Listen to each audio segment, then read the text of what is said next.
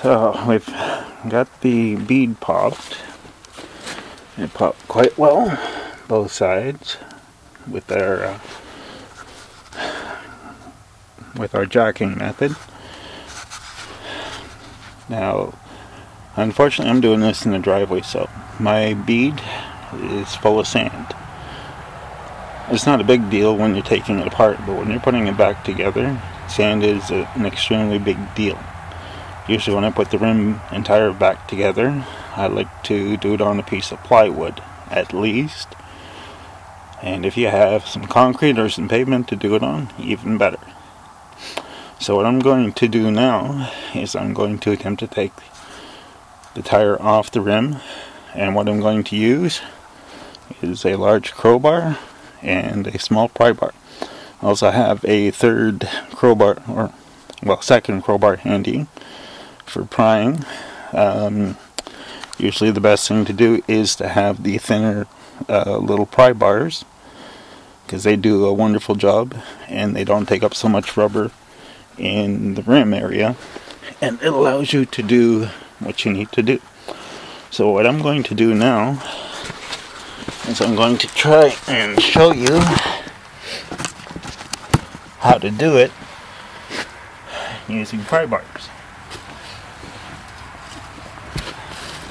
What you're going to do is tire it down, and there's the well in there, and that's where you want the back side of the tire to go into, so that it allows you to pull up to quite a bit like this.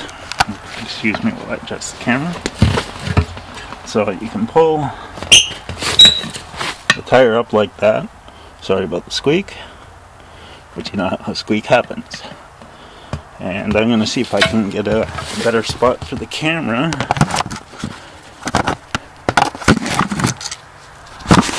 Excuse me while I fumble. Okay, let's pull it out here a bit more. In the light. Okay. So, and then what you're going to do is put the second bar in and pull. Helps if you step on the rim. Essentially, you're just going to try and work your way around. This is where the smaller pry bars come in handy, because they don't take up so, or pull so much rubber into your way.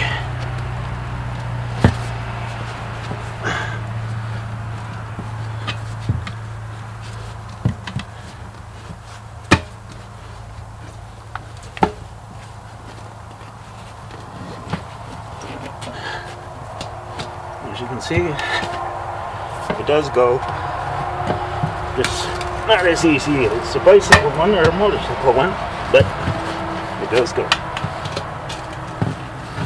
And once you get it started, it usually goes fairly simple and easy. So we get the big bar out of the way, and we continue on, and it's loose. Now, the well I was talking about is right here.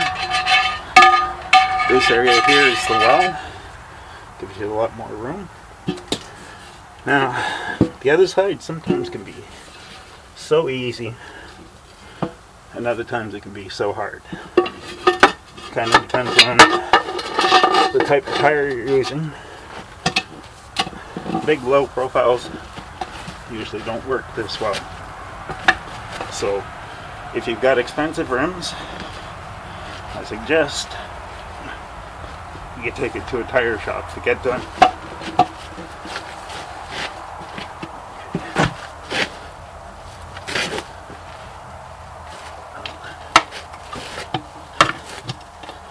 Well, the taller the tire as opposed to the rim, the easier this goes.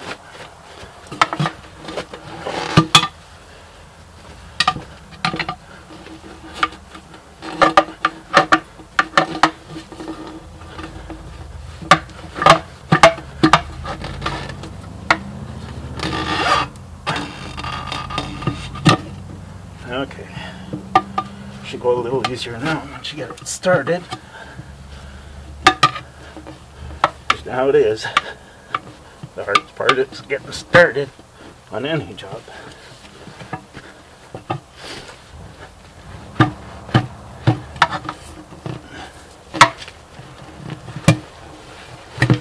Now sometimes, with the nice tall tires, you do something similar to this.